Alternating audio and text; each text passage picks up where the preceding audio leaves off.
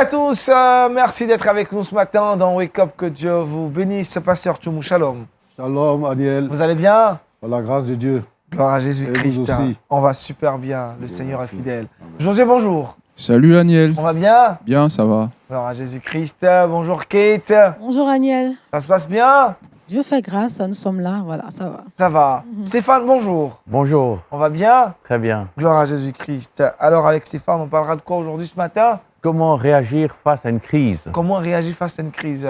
Et quand on parle de crise, c'est n'importe laquelle des crises. Bah oui, ça peut être une crise, on pense sanitaire maintenant, Sanitaire, hein. mais ça peut être économique, ça peut être relationnel, ça peut être Politique. financière, Militaire aussi. ça peut être militaire. Kate, avec toi, on parlera de quoi? Avec moi aujourd'hui, on parlera des chaussures. 3 astuces pour nettoyer les chaussures en cuir, en satin et en daim. Et on a. D'accord, on va voir. Alors avant, quoi. je vais demander à tout le monde d'appeler les évangélistes si j'ai besoin de vous.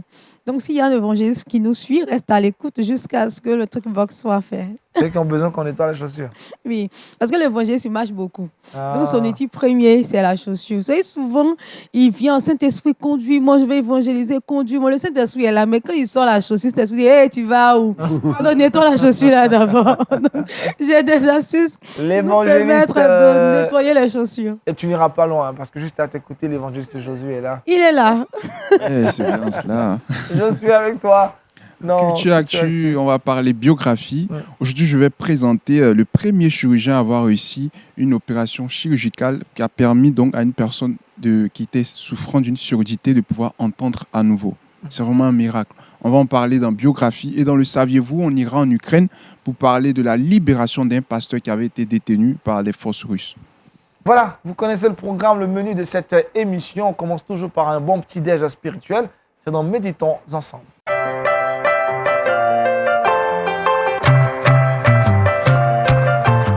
Ce matin, le pasteur Toumou a fait la cuisine, très bonne cuisine pour nous apporter ce petit déj et ses contenus, la Sainte Doctrine. Merci. Nous avons notre texte de base dans le livre de Timothée, le chapitre 4, du verset 1 au verset 4. Je t'en conjure devant Dieu et devant Jésus-Christ, qui doit juger les vivants et les morts, et au nom de son apparition et de son royaume. Prêche la parole, insiste en toute occasion, favorable ou non. Reprend, censure, exhorte avec toute douceur et en instruisant. Car il viendra un temps où les hommes ne supporteront pas la sainte doctrine, mais ayant la démangeaison d'entendre des choses agréables, ils se donneront une foule de docteurs selon leurs propres désirs, détourneront l'oreille de la vérité et se tourneront vers les fables.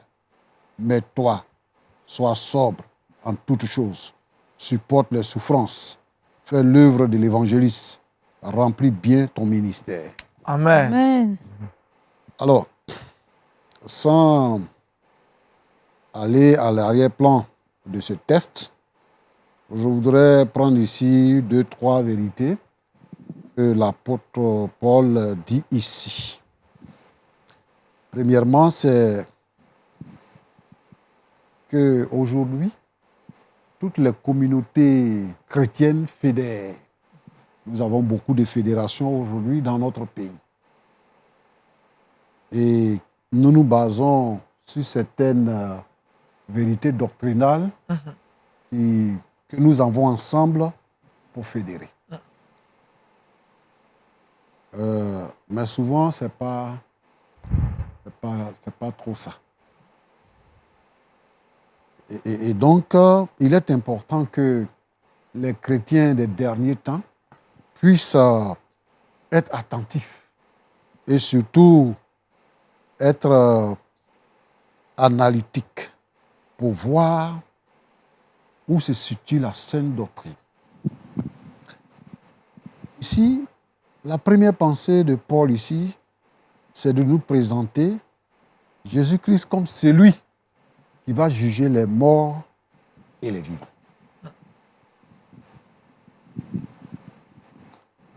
Dans beaucoup de pensées, les gens ne savent pas, ou du moins ne considèrent pas que Jésus peut être le juge des hommes.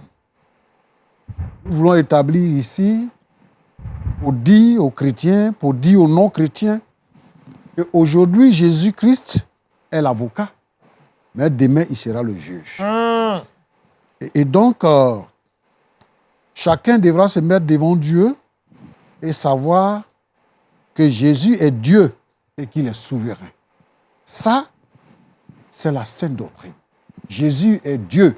Jésus est fils de Dieu. Jésus est avocat aujourd'hui et demain, il sera juge. La deuxième chose, c'est que il y a beaucoup de personnes qui ont arrêté de prêcher l'évangile. Parce que nos assemblées se remplissent. Les gens eux-mêmes cherchent, ils viennent à l'église. Et souvent même, on n'a pas besoin d'inciter. On dit, bon, viens dans mon église. Ici, l'apôtre Paul dit, prêche la parole. C'est-à-dire, présente le Seigneur Jésus-Christ. Et non pas présente ton assemblée. Ou non pas présente ta communauté. Mais présente, prêche la parole, insiste, en toute occasion favorable ou pas. Amen. Nous ne devons pas avoir peur de prêcher la parole de Dieu. Nous ne devons pas avoir honte de prêcher la parole de Dieu. Il y a des gens, quand ils montent dans le car, ils ne peuvent pas dire à leurs voisins que Jésus les aime. Quand ils sont au marché, quand ils sont au service, ils ne peuvent pas dire à leurs collègues que Jésus l'aime. Ils ne présentent pas le Seigneur Jésus-Christ. On a raconté l'histoire de quelqu'un qui est chrétien, qui a fait un voyage avec quelqu'un qui n'est pas chrétien. Donc, ils se sont échangés les adresses. Au bout du voyage, lui, il a adressé une lettre à son voisin dans l'avion. Mais lui, il est chrétien, mais il n'a rien mentionné du Seigneur Jésus. Rien, il n'a pas parlé. Il a fait une lettre simple qu'il a envoyée à son voisin. Et quand l'autre répond, il présente son Dieu, il présente sa religion avant de répondre à sa lettre. Très souvent, les chrétiens sont gênés d'annoncer l'évangile. Vérité. On trouve même que ça fait honte, ou bien c'est pas civilisé de se trouver dans certains milieux pour parler de Jésus. C'est vrai qu'en Côte d'Ivoire, il y a une façon de faire où les gens prêchent dans les bus, dans les arrêts de bus, partout, au marché, ils annoncent l'évangile. Je ne suis pas contre ça. Mais je pense aussi que nous devons avoir un message personnel. Vous êtes avec quelqu'un, vous lui parlez de Jésus et vous l'amenez à Jésus. Voilà, c'est bon d'annoncer l'évangile, tout le monde entend. Vous gagnez combien de personnes? Vous êtes arrivé au marché, vous avez pris votre mégaphone, vous avez annoncé l'évangile, vous n'avez pas fait d'appel, et puis vous êtes parti, vous avez annoncé l'évangile. Mais vous avez gagné qui à Christ? Donc, il faut que nous puissions être capables de gagner des âmes pour le Seigneur Jésus-Christ, en faisant un corps à corps avec les uns et les autres. Pourquoi? Parce qu'aujourd'hui, les hommes se sont donné une foule de docteurs. Oui, quand on parle des docteurs dans la pensée des Africains, c'est ceux qui soignent les gens qu'on appelle docteurs. Pourquoi? Parce que le colonisateur, quand il venait, il est venu avec des infirmiers et des médecins. Les médecins, ils avaient un doctorat en médecine. Donc, quand on va à l'hôpital, on dit docteur. Tout le monde est Du coup, dans la pensée de tous les Africains, si quelqu'un peut soigner avec une herbe, s'il peut vendre les médicaments chinois, on l'appelle docteur. Tout le monde est docteur. Tout le monde est docteur. Mais ici, ce que nous voulons dire, c'est que le doctorat est un diplôme qui sanctionne une discipline. Donc, on peut être docteur en médecine, docteur en droit, on peut être également docteur en théologie. Voilà. Donc, ici, quand on parle de docteur, on parle d'enseignant, quelqu'un qui dispense la parole. Et le peuple se donne maintenant des docteurs. Quand vous arrivez dans nos quartiers, dans nos différents quartiers ici à Abidjan, vous avez toutes sortes de doctrines qui sont prêchées dans la rue. Des évangélistes de rue, des pasteurs de rue, des gens qui sont dans la rue et qui annoncent des doctrines, mais vraiment que nous pouvons dénoncer. Des gens qui prêchent, qui encouragent la polygamie. Des gens qui prêchent, qui disent par exemple que avant d'épouser une femme, il faut la goûter. Ce sont les doctrines qui sont prêchées dans les rues. Et aujourd'hui, c'est dans les rues, c'est sur les réseaux sociaux qu'il y a de l'impact sur la vie des chrétiens. Ici, nous voulons établir la vérité. Amen. La sainte doctrine doit être prêchée. La polygamie est anti-biblique. Et le fait d'aller avec une femme qui n'est pas ta femme est de la fornication. Amen. Même dans nos cultures africaines, avant le contact avec les Européens, nos parents, pour se marier, n'avaient pas de contact avec leurs fiancés. C'est quand elles venaient se marier qu'elles pouvaient avoir des relations avec leur mari. Même nous avons cela également avec nos parents malinqués. Quand une femme vient se marier et qu'elle a le premier rapport avec son mari, on vient contrôler le drap pour voir si le drap a été imbibé de sang. Donc, la pensée d'une femme qui se marie vierge est une pensée universelle. C'est une pensée biblique. Et dans la Bible également, nous pouvons découvrir qu'on ne pouvait pas se marier, on ne pouvait pas avoir des rapports sexuels avant le mariage. Le texte qui parle des mariés de Joseph nous l'annonce. La Bible dit que lorsque Joseph a découvert que Marie était enceinte, il voulait rompre secrètement les fiançailles parce qu'il n'avait pas de rapport sexuel.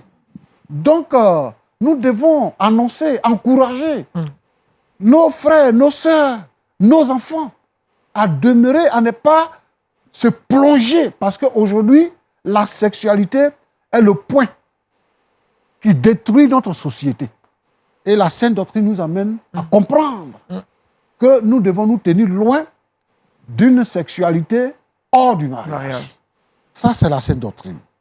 Alors, les gens ont envie d'entendre des choses qui démangent, des choses qui font plaisir à leurs oreilles, le désir qui est un désir de leur cœur. Mais la Bible dit quoi au verset 4, pour terminer? Ils détournent l'oreille de la vérité et se donneront vers les fables. Ce sont des histoires qui sont sans fondement. Mais toi, sois sobre en toutes choses.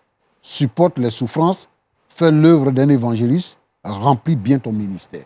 Amen. Amen. C'est un texte qui est adressé à Timothée, mais qui est adressé à tous les jeunes chrétiens.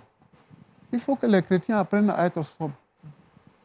Ce n'est pas parce que, en fait, ce que nous constatons aujourd'hui, c'est que les jeunes chrétiens veulent être à l'image des jeunes qui ne sont pas chrétiens, qui sont dans le monde. Ils suivent la mode. Ils font comme les autres. Non, c'est nous que les autres doivent suivre. C'est nous que les autres doivent copier et non pas le contraire. Alors nous avons besoin d'être sobres. Nous avons besoin de supporter également la souffrance. Parce que lorsque la persécution vient, lorsque la souffrance vient, les gens se détournent du Seigneur. Lorsqu'ils sont dans le Seigneur et qu'ils n'arrivent pas à avoir un enfant, ils vont voir ailleurs. Quand ils sont malades et qu'ils n'arrivent pas à guérir, ils vont voir ailleurs. Ils vont tisser des liens avec les démons. Mais ici, la Bible nous encourage à tenir ferme. Quel que soit ce qui va venir, à tenir ferme et à travailler de mieux en mieux, comme un évangéliste. Amen. Pour que, lorsque le temps viendra de quitter cette terre, que le Seigneur Jésus ne soit pas notre juge, mais qu'il soit notre Père. Amen. Amen. Voilà ce que je voudrais dire ce matin. Que Dieu vous Amen, bénisse. amen. Amen. Merci énormément, Pasteur Tumou, pour cette parole. La sainte doctrine, Stéphane, c'est une doctrine qui doit être annoncée aujourd'hui. Le pasteur a relevé quelques versets qui montrent que cette doctrine n'est plus prêchée. Les gens sont aujourd'hui intéressés par d'autres choses, par des fables. Et pour des chrétiens sincères et véritables, vous revenez à la vraie Oui, parole. elle doit être prêchée, mais surtout, elle doit être démontrée. Démontrée. Et malheureusement, aujourd'hui, dans le monde évangélique, on voit de grands hommes de Dieu qui finissent mal et qu'on découvre des grosses casseroles. Et donc, il faut prêcher, c'est juste, mais surtout, il faut le démontrer. Avoir une vie qui est transparente dans nos relations avec le sexe opposé et puis aussi dans nos relations avec l'argent, n'est-ce pas? Et donc, ce qui se fait en cachette, eh bien, ça doit être à la lumière. Donc, on doit vivre vraiment une vie de piété. C'est bien de prêcher, mais c'est mieux de le vivre. C'est bien de prêcher et c'est mieux de le vivre. Kate? Moi, j'ai une question au pasteur sur l'évangélisation. Quel message l'évangéliste doit prêcher?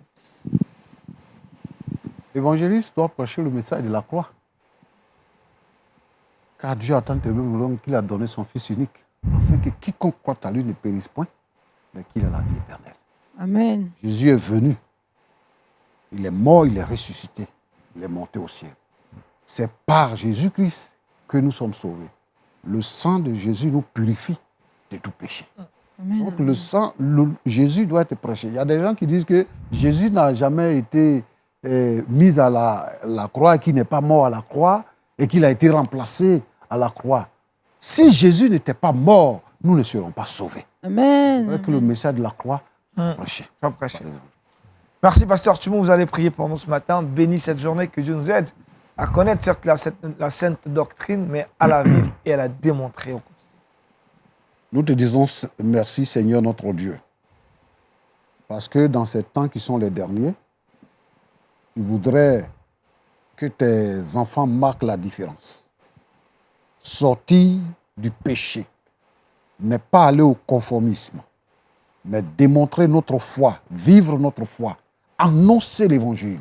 Seigneur, établis la sainte doctrine, mettre la différence entre le faux et le vrai, vivre une vie sainte.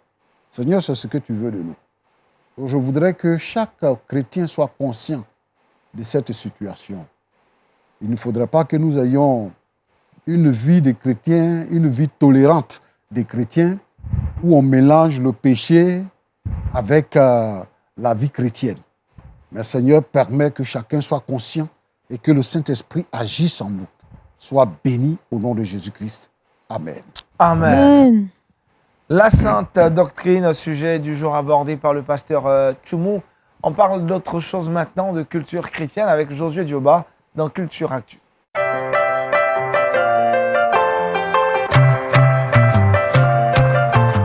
Biographie, Josué. Oui, on a parlé de la sainte doctrine. Maintenant, on va parler de biographie. On va s'intéresser de Mashoudou Chifularo. C'est le premier chirurgien à avoir réussi une intervention chirurgicale pour soigner la surdité. Il est également pasteur d'origine sud-africaine et il est né le 18 juin 1964. Alors, il a permis à un homme dont l'oreille avait été complètement endommagée suite à un accident de voiture de pouvoir entendre à nouveau. L'opération a été produite à Steve Biko. Steve Biko, c'est un hôpital universitaire et ça a été réalisé sur un homme âgé de 40 ans. Alors, comment cet homme a procédé? Il a imprimé les os endommagés de l'oreille grâce à une imprimante 3D avant de les greffer au patient. Et par la suite, il va affirmer ceci qu'en remplaçant seulement les osselets qui ne fonctionnent pas correctement, la procédure présente beaucoup moins de risques que les prothèses connues jusqu'à les interventions chirurgicales complexes. Après 1h30 d'opération, cette opération a été soldée par une réussite grâce au Seigneur Jésus-Christ, parce que c'est vrai que plusieurs personnes, c'est une intervention qui a été faite due à sa connaissance ou ce qu'il a dû apprendre durant son parcours, mais pour nous, en tant que chrétiens, nous sommes conscients que cela révèle de la main puissante de Jésus-Christ. Je pense que c'est un grand témoignage de voir qu'un médecin, en plus d'être pasteur, a pu réaliser cela. Voilà un peu. Stéphane Valman, réaction? C'est touchant. On voit que Dieu utilise la connaissance humaine et puis Dieu met aussi son approbation sur cela. Pasteur Tchoumou. Oui. Ouais, je pourrais dire vraiment que c'est un miracle véritablement Un miracle. et que nous pensons que de tels miracles peuvent se produire de plus en plus dans notre milieu. Ce qui est réjouissant ici, c'est que c'est un Africain. Un Africain. Donc ça fait C'est Je viens du Sud. Hein? Ah, ça, Je viens du Sud. Là, je vous aime par l'Africain. Déjà bon. Autre chose à savoir, Josué? C'est que cette opération peut être réalisée sur des enfants comme des adultes et 2 personnes jusqu'à ce jour ont bénéficié de cette procédure. Gloire à Jésus-Christ pour la vie de cet homme de Dieu et médecin, pour ce que Dieu fait au travers de sa vie et de ses connaissances. On va bifurquer maintenant, nous entretenir avec notre invité dans l'invité du Wake Up.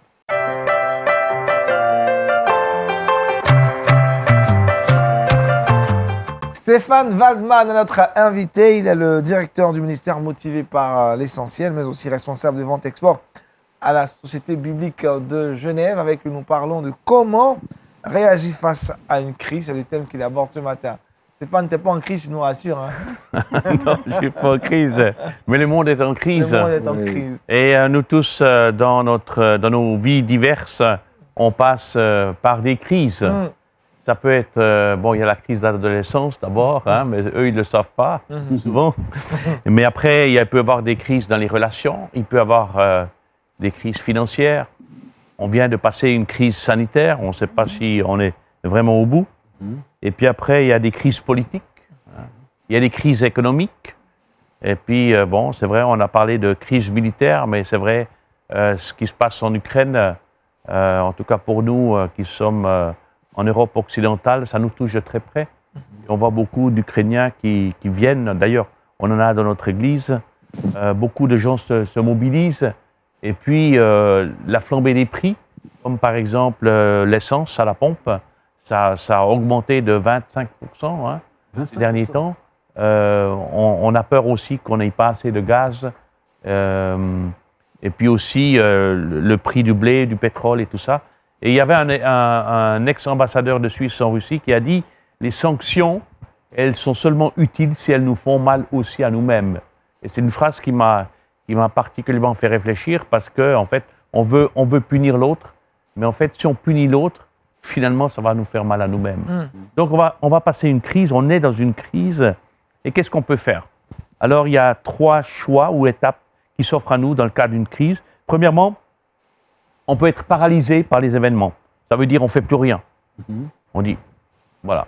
Ou bien, par exemple, une crise, quand on a un décès subi, une mort, quand on voit les dévastations en Ukraine ou dans d'autres pays du monde. Hein. Qu'est-ce qui se passe quand quelqu'un qui est persécuté pour sa foi, qui meurt ou, oui, il y a beaucoup de crises. La maladie, donc voilà, on peut être paralysé. Mais l'action concrète, c'est dire à Dieu mes ressentis.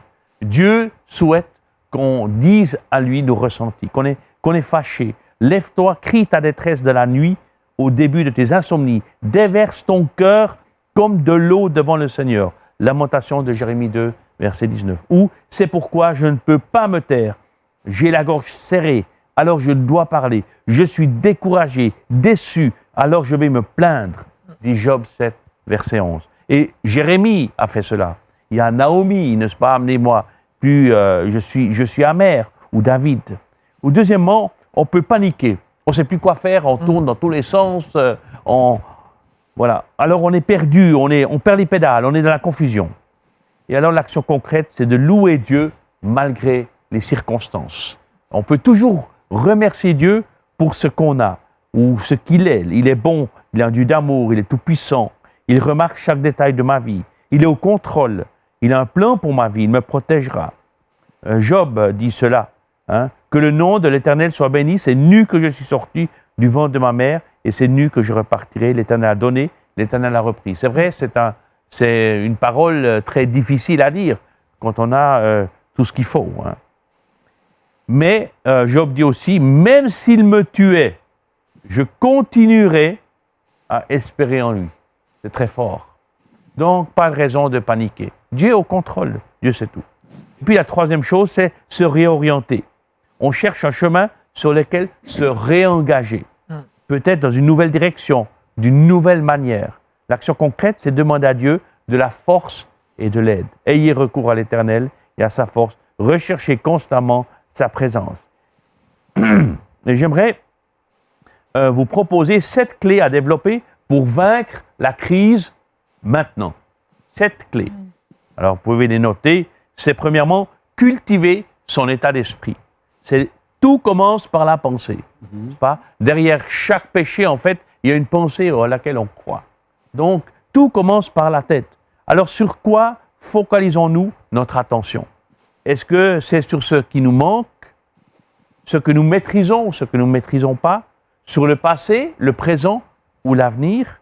Qu'est-ce qui focalise notre attention? J'ai appris à être satisfait de ma situation, dit Paul dans l'Épître aux Philippiens. Je fais une chose, oubliant ce qui est derrière, je me porte vers ce qui est devant. Nous sommes le produit de notre passé, mais pas le prisonnier de notre passé, n'est-ce pas? Ce n'est pas notre environnement qui doit nous maîtriser, mais ce qui est dans notre esprit et dans notre cœur. Donc, l'action concrète, c'est semer des semences d'espérance. Vous savez, les mauvaises herbes, elles poussent par elles-mêmes. Donc, c'est à nous de positivement semer des graines d'espérance. Deuxièmement, il faut montrer l'exemple.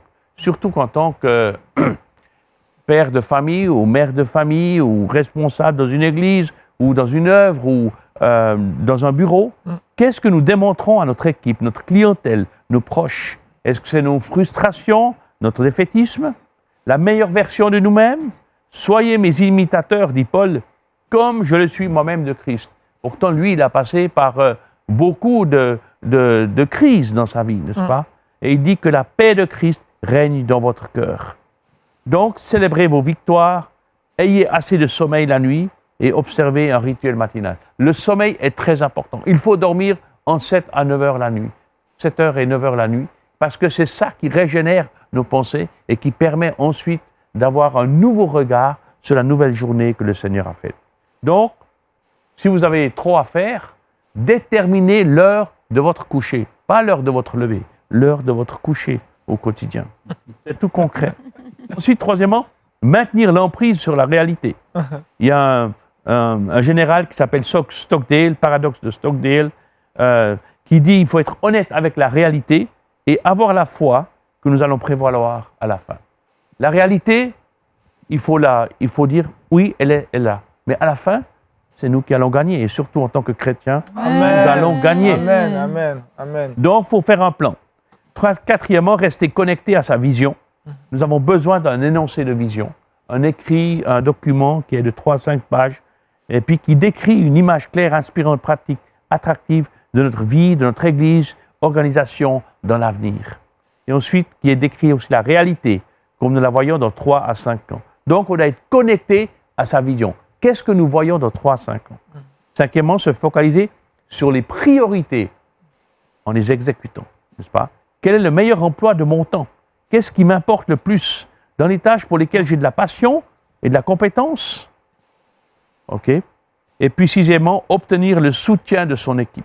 3 heures de la délégation, l'hésitation, on abdique ou on suffoque les gens. Donc, il faut avoir le soutien de son équipe. Et puis, septièmement, c'est investir dans un coach. On a besoin d'un vis-à-vis. Tout comme le fer aiguise le fer, l'homme s'aiguise au contact de son prochain. 2 personnes peuvent résister à une attaque qui viendrait à bout d'un homme seul. Donc, veillons les uns sur les autres pour nous inciter à l'amour et de belles œuvres. Donc, avoir un vis-à-vis dans des périodes de crise, c'est important pour faire rebondir la balle, comme on dit.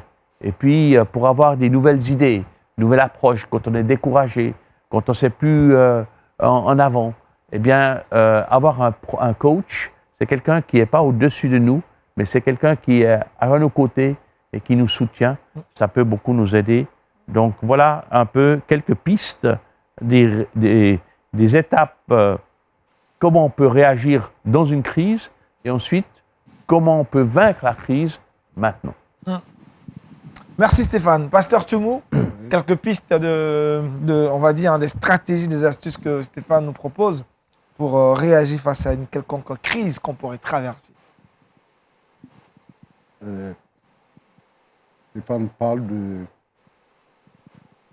exprimer, dire ce qu'on ressent, se plaindre à Dieu, en fait. Et moi, je pense que ça, Dieu nous entend. Parce que trouver le temps pendant la nuit pour dire à Dieu la crise qu'on traverse, ce qu'on souffre, pour que Dieu nous entende. Et puis le soutien, en définitive, le soutien d'un vis-à-vis ou d'un coach. Lorsque nous sommes dans une crise, si on est seul, on chute. Si on n'a pas de soutien, ou bien si tout autour de nous, il n'y a que des hypocrites, on tombe. Mais je pense que moi, je retiens ça.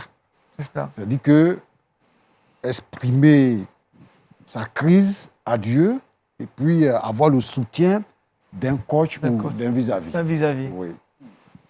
Kate, Josué, qu'est-ce que vous retenez de ce que Stéphane nous a partagé ce matin? Kate en premier. D'accord. Alors, moi, je pense qu'il faut avoir une vie organisée. C'est ce que je retiens. Vraiment, une vie très organisée. Il faut savoir à quel moment se reposer, à qui se confier, parce qu'il faut se confier à tout le monde. Donc, il faut avoir un coach. Mais ce que je retiens, c'est vraiment avoir une vie organisée. Toutes ces stratégies-là, nous devons l'appliquer. Mais si on n'applique pas comme il le faut, ça n'aura pas d'impact sur notre vie. Donc, organisation. Organisation. Josué Dioba. Moi, je retiens l'état d'esprit. L'état d'esprit. Il a parlé d'état d'esprit, il a dit que tout part de la pensée. Et c'est vrai, la Bible même dit que là, le péché en fait qu'on pose provient de notre pensée. Voilà, donc pour dire que si tu n'as pas un bon état d'esprit, c'est sûr que tu ne pourras pas t'en sortir dans cette crise-là. Donc tu dois d'abord prendre conscience que cette crise-là peut être vaincue si tu as mis le Seigneur en fait au centre de toute chose. Donc je pense que la pensée est très importante parce qu'une personne dans sa pensée qui est déjà découragée, c'est clair qu'elle ne pourra pas avancer. Voilà. Stéphane, autre chose à ajouter assez rapidement? Tout est clair, tout est dit? Moi, je pense que bon, on peut développer, mais c'est vraiment important de bien gérer nos réactions quand on est dans une crise, de ne pas se laisser avoir par la panique, mais d'avoir la tête froide, et puis pas d'enfouir nos émotions sous le tapis, comme on dit, parce qu'un jour ou l'autre, ça va ressortir. Et donc, si on est en colère, alors c'est vrai, il y a des gens, moi j'exprime facilement ma colère, et peut-être ça fait mal après aux autres, je dois demander pardon, mais après c'est passé. Et puis, mais on peut exprimer notre colère à Dieu, n'est-ce pas? Notre frustration. Et puis peut-être on peut taper sur la table, peut-être il faut taper dans un ballon, il faut aller faire du sport, il faut faire autre chose, mais il faut exprimer nos ressentis de nos pertes ou de nos défaites, ou bien de nos pertes, de nos visions qui s'écroulent, n'est-ce pas? Il faut les exprimer. Et puis après, il faut rebondir, il faut se réorienter. Hein? C'est comme de la crise. Moi, j'ai appris de la pandémie, j'ai appris à me réorienter, à ne pas perdre pédale. Ben voilà, il y a des portes qui se ferment, on ne peut plus voyager, on ne peut plus faire ci, on ne peut plus faire ça. Mais maintenant, comment? Et puis, Dieu peut donner la sagesse. Dieu donne de la sagesse. Si on demande, il donne librement. On n'a pas besoin de quémander pendant des heures à genoux, mais il donne librement. Il ne donne pas un plan pour les 20 ans à venir, mais il donne le plan pour le prochain pas. Et donc, il faut faire un pas après l'autre. C'est comme ça qu'on arrive au bout d'un voyage. Hein? C'est un pas après l'autre. Je prépare petit à petit. Merci Stéphane. Merci Stéphane. On va retrouver, elle aussi, elle a des stratégies, pas vraiment pour réagir à une quelconque crise, mais pour aider nos amis à bien entretenir leurs différentes chaussures.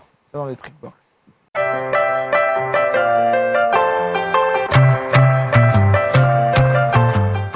Trois astuces pour nettoyer la chaussure.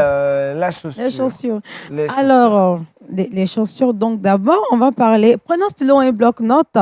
Alors, pour les chaussures en satin, les chaussures des femmes évangélistes, des évangélistes classiques. Généralement, les mamans évangélistes, elles ont les chaussures, c'est en satin.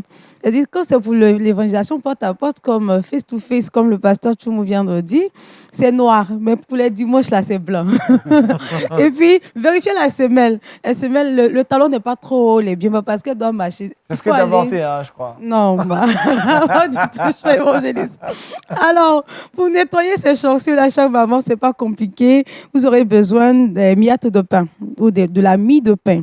Donc, vous prenez la mie de pain, vous faites une bonne boule et vous frottez juste la mie de pain sur votre chaussure, tout simplement, pour avoir des chaussures nickel. Parce que souvent, quand tu vas évangéliser, le monsieur vient bien t'ouvrir la porte, mais qui regarde son canapé, il voit la chaussure, il dit, madame, moi, je suis chrétien. Donc, voilà une astuce. Ensuite, pour les chaussures en vernis et en cuir. Les chaussures en vernis, ça, c'est la chaussure préférée des évangélistes des temps modernes. Généralement, nouvelle génération, ça les chaussures brille en comme vernis, ça brille. Et puis, généralement, c'est un peu pointu, là. La chaussure de Josué, Voilà. elle en quoi Josué, ta chaussure en quoi? Non. En vernis. En Côte d'Ivoire, on dit la pointinini. Donc, ils aiment bien ça, ça brille. Et puis, c'est bien pointu. Ça, c'est la chaussure des évangélistes des temps modernes. Alors, pour ces chaussures-là, les nettoyer, c'est vraiment pas difficile. Vous prenez tout simplement de la vaseline. Donc, prenez la vaseline et vous nettoyez vos chaussures. Et après, vous prenez un chiffon bien mou. Et vous nettoyez également votre chaussure. Vous frottez la chaussure pour qu'elle brille davantage. Voilà 2 astuces. Ensuite, pour les chaussures de sport. Alors, pour les chaussures de sport, je vous conseille d'utiliser le bicarbonate de soude. Donc, le bicarbonate de soude va non seulement nettoyer vos chaussures, mais également vous permettra d'éliminer les mauvaises odeurs. Donc, vous prenez du bicarbonate de soude dans un peu d'eau et vous nettoyez vos chaussures tout simplement. Donc, voilà 3 manières d'utiliser ces différents produits pour nettoyer vos chaussures. Merci pour ces conseils, Stéphane. C'est bon, ça nous fait du bien de savoir. Bah ouais, mais ça, en fait, c'est des conseils pour les hommes. Hein? Oui, oui. Parce que chez moi, si ma femme a des mauvaises chaussures, c'est ma faute. C'est ça. moi qui nettoie les chaussures de ma femme. Ah, super! Et c'est un exemple de mon père. Mon père, c'est lui, le samedi soir, il nettoyait les chaussures de toute la famille. On était 4 enfants à la maison. Il nettoyait toutes les chaussures et moi, j'ai fait la même chose. Super. Belle super. tradition. Bon, pas tous les samedis. Hein? Mais ma femme a dit, bon, mes chaussures sont sales. Donc, j'ai dit, bon, mets tes chaussures là et puis je vais les nettoyer. J'espère que Agnès et Joshua, Josué on va prendre vont exemple faire sur pareil. Stéphane, on va Nettoyer prendre. les chaussures de vos femmes, ça fait rien. Pasteur Tchoumou, Oui. c'est bien de savoir nettoyer les chaussures hein, pour les évangélistes. Oui. Bon. Moi, en fait, j'ai envie de poser une question. Allez-y, posez la Voilà. question. Posez la question. C'est à quel moment on nettoie ces chaussures-là? Parce que vous avez dit pour entrer, je ne sais pas si c'est quand on va entrer dans la maison pour annoncer l'évangile qu'on nettoie maintenant ou bien parce que nos rues là sont remplies de poussière, hein, donc c'est à quel moment? Avant de sortir de la maison, il faut nettoyer les chaussures. D'accord. Il faut nettoyer les chaussures avant de sortir. Parce que dès qu'on sort de la maison, l'évangélisation commence. Ah, d'accord. Le Saint-Esprit est là. Ouais. Donc, souvent, quand le Saint-Esprit, même, il a envie d'agir. Mais qui voit la chaussure aussi, c'est vrai, les souliers d'or de l'évangéliste. Donc, de façon spirituellement, ça brille, c'est propre, ça scintille. Là. C'est comme ça, physiquement, ça doit attirer le fidèle. D'accord. Donc, voilà, avant de sortir de la maison, nettoyons vos chaussures. On vérifie nos chaussures ce matin si elles sont nettoyées. Non, les chaussures de pasteur Tchoumou, nickel. Et les chaussures de Stéphane, c'est Nickel, bon. Ça va. on Josué à donne. côté. Oui, mais lui, c'est lui qui nettoie les chaussures. L'expert en nettoyage. Nous ferons ça. un cours sur ça. Hein. Ah ouais? Prochainement, tu prendras la place de Kate. Merci Kate. On retrouve à présent Josué Dioba. Non, mais saviez-vous?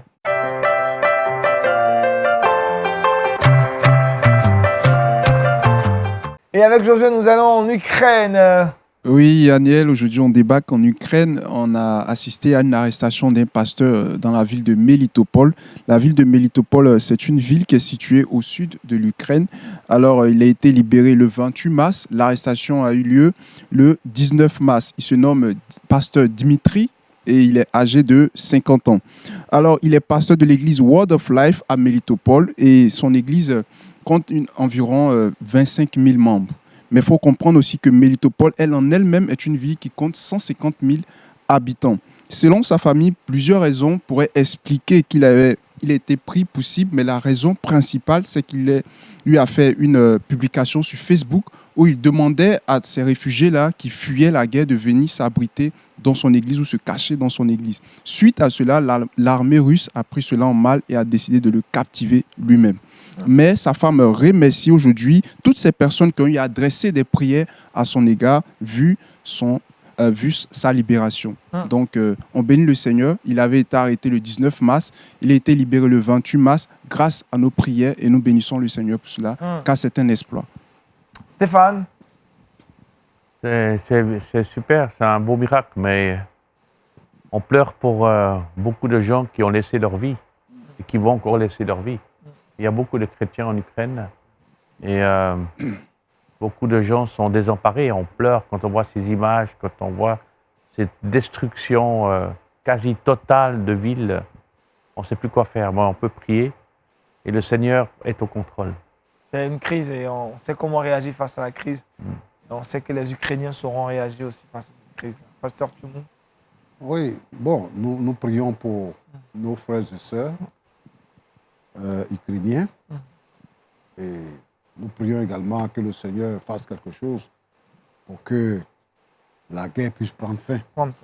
Nous voulons dire aussi que les crises, comme le disait Stéphane tout à l'heure, nous en Afrique, nous les connaissons. Vraiment, nous connaissons des crises, des guerres et tout ça. Donc, si vous voulez, c'est un peu notre quotidien. Donc, ça fait que nous ne ressentons pas trop la crise de l'Ukraine. Parce que nous-mêmes, nous sommes habitués à la souffrance. L'Afrique est en crise déjà. Donc, nous ne ressentons pas ça trop. Mais nous voulons vraiment prier pour nos frères, nos sœurs, les pasteurs qui sont là-bas et tout ça, pour ceux qui sont réfugiés maintenant et tout ça. Vraiment que le Seigneur intervienne. Que le Seigneur intervienne. Appelle donc à l'intercession aussi à tous ces chrétiens d'Ukraine. C'est ça, tous ces chrétiens aussi, d'Ukraine. Et leur dit que nous les portons en prière et que le Seigneur ne cessera d'agir dans leur vie. Le Seigneur ne cessera d'agir dans leur vie. Le verset boussole, Kate. Le verset boussole de Timothée 3, verset 16. Toute écriture est inspirée de Dieu et utile pour enseigner, pour convaincre, pour corriger, pour instruire dans la justice. Amen. La sainte Amen. doctrine se doit d'être prêchée Amen. en toute occasion. Le pasteur Tchoumou nous l'a rappelé ce matin. Merci, pasteur, pour cette exhortation. Merci à Stéphane. Grâce à Stéphane, on sait aujourd'hui comment réagir face à une crise, n'importe laquelle des crises à laquelle on fera face, on saura réagir. Merci à Kate, merci à Josué, merci à toute l'équipe de production, de réalisation de Wake Up. Ce fut donc un lundi béni. On commence bien cette semaine. On prie que Dieu vous accompagne tout le long de cette semaine et qu'il soit à vos côtés dans tous vos projets. Demain, vous serez avec Daniel Kragby. Je vous retrouverai le mercredi. D'ici là, portez-vous bien. Excellente suite de programme sous lumière du monde télévision. Chez vous. Alors.